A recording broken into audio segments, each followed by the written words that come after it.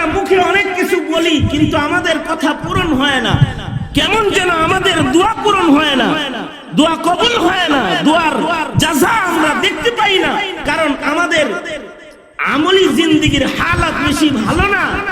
যতটুকুন ভালো হইলে মুখের কথার দাম হয়, অতটুকুন ঈমান আমল আমাদের হয় না, অতটুকুন হক আদায় করে কোনো ইবাদতে আমরা করতে যেন পারি না। এই যুগের মুসলমান হক আদায় করে ইউটিউব আর ফেসবুক যত চালায় যায়, অত হক আদায় করে নামাজও পড়তে পারে না। আর যত সুন্দর করে আড্ডা দিতে পারে, প্রেম দিবস পালন করতে পারে, প্রেমিকার হক আদায় করতে পারে, অত সুন্দর করে মায়ের হক আদায় করতে পারে না, বাবার হক আদায় করতে অতটুকুন পারে না। নাস্তিক নেতার হক যতটুকুন আদায় করতে পারে, বাবার হক অতটুকুন আদায় করতে পারে না, নবীর হক অতটুকুন আদায় করতে পারে না। সঙ্গত কারণে হাউকাউ তো অনেক হয়, মুখ দিয়া দোয়াও অনেক হয়, দোয়াগুলো কি হয় না, কবুল হয় না।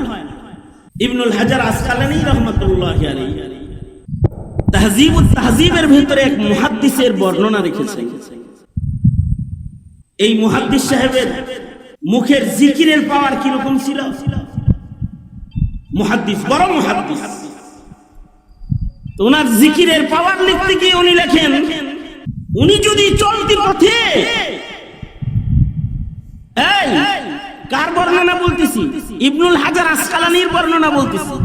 ইবনুল হাজার আসকালানী শারিহুল বুখারী, ফাতহুল বারী যিনি লিখেছেন, ইবনুল হাজার আসকালানী, উনি এই মুহাদ্দিসের জবানের হালাত, আল্লাহর সাথে তার সম্পর্কের হালাত বর্ণনা করতে গিয়ে বলেন যে এই মুহাদ্দিসের যদি খিদা লাগতো, খিদা, আর যদি উনি রাস্তা থেকে কঙ্কর উঠায় হাতে লয়ে যদি আল্লাহর নামে তাসবিহ পড়ে ফেলতো, তো আল্লাহ তাআলা উনার হাতের কঙ্করকে খেজুর বানিয়ে দিত সাথে সাথে, তারপর উনি খাইতো, উনার ক্ষুধা মিটে যেত। সাহাবায়ে কেরামের জন্য আল্লাহ তাআলা পাথরের টুকরাকেও, মানে কঙ্করের টুকরাকে স্বর্ণের টুকরা বানাইছেন, চাক্কি ঘুরাইছে, অটোমেটিক আঠা বের করছেন। কে বের করছেন? আল্লাহ তাআলা বের করছেন। এই বুজুর্গ হইলো, উনি যদি কঙ্কর হাতে লইতেন, তে ওই কঙ্করটাকে আল্লাহ তাআলা খাওয়ার জন্য খেজুর বানায় দিতেন। সাহাবীদের জীবনে এমনটি আছে, যেমন হযরত আবু হুরায়রা রাদিয়াল্লাহু আনহু, তিনি 2 যুগ পর্যন্ত, হযরত উসমানের শাহাদাত পর্যন্ত কুদরতি খেজুর খাইছেন। কোনো দিন খাবারের কষ্ট ওনার করতে হয় নাই, কারোর কাছে সওয়াল করে কিছু খাইতেও হয় নাই।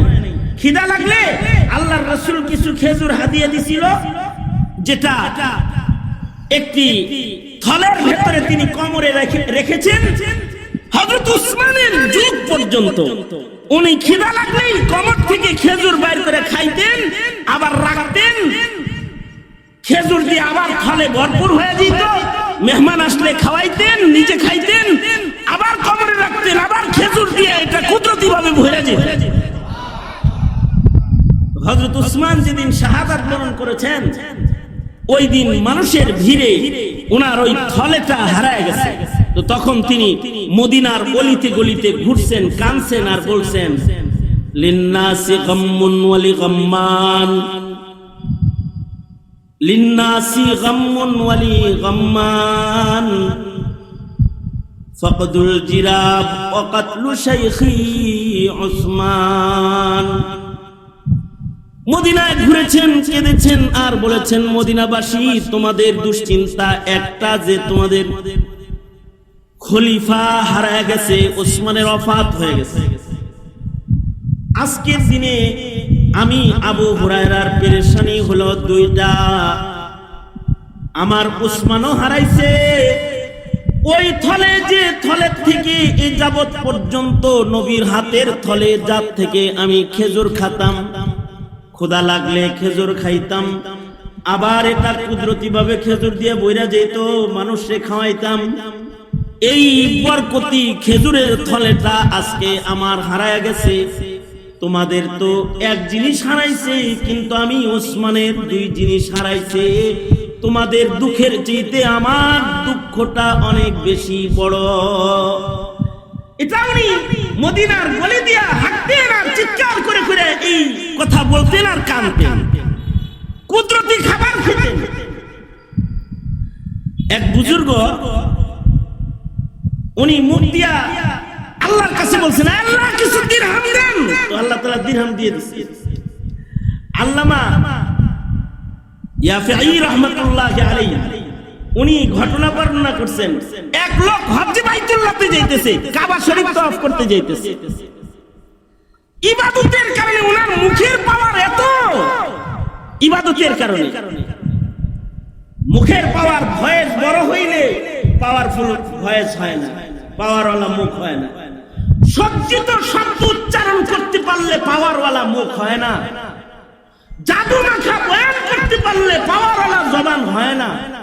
কিছু কিছু মানুষ আছে খালিদ সাইফুল্লাহ ইউবির মতো সাজিয়ে গুজিয়ে কথা বলতে পারে না, আলী হাসান ওসামার মতো সুন্দর করে বলতে পারে না, আরিফ বিন হাবিবের মতো ভালো করে সুন্দর করে কথা বলতে পারে না, কিন্তু তার মুখের পাওয়ার এত যে সে মুখ দিয়ে তার অগুচ্ছালো শব্দ উচ্চারণের মাধ্যমে রবের কাছে কিছু চাইলে রব তাকে ওটা দিয়ে দেয়। আছে কিছু মানুষ এমন, সেই মানুষগুলো উত্তম ভোকাল যোগ্যতার মানুষ না, অথবা তাদের শব্দ উচ্চারণ সুন্দর না, কিন্তু তাদের মুখটা মকবুল মুখ, মুস্তাজাবুদ দাওয়াত জবান।